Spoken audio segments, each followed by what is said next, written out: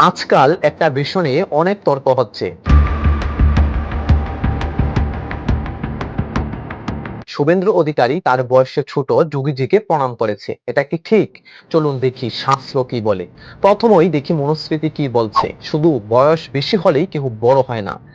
যে যুবক হয় ও জ্ঞানী, দেবতারা তাকেও প্রকৃত শ্রেষ্ঠ মনে করেন, অর্থাৎ জ্ঞানী হলে ছোট হলেও তাকে প্রণাম করা যায়। দ্বিতীয়ত, এবার দেখি ভগবত গীতা। জ্ঞানীরা ব্রাহ্মণ, গরু, হাতি, কুকুর, চণ্ডাল সবার মধ্যেই সমাদৃষ্টি রাখেন, অর্থাৎ সমান কেবল বয়স বা পদ দেখে নয়, জ্ঞান ও আত্মদৃষ্টি থেকেই আসে। তৃতীয়ত, এবার দেখব বেদ কি বলে। জ্যেষ্ঠকে নমস্কার এবং কনিষ্ঠকেও নমস্কার, সবাইকেই সম্মান, অর্থাৎ ছোটকেও প্রণাম করা শাস্ত্রসম্মত। এখন আসি সবচেয়ে গুরুত্বপূর্ণ পয়েন্টে।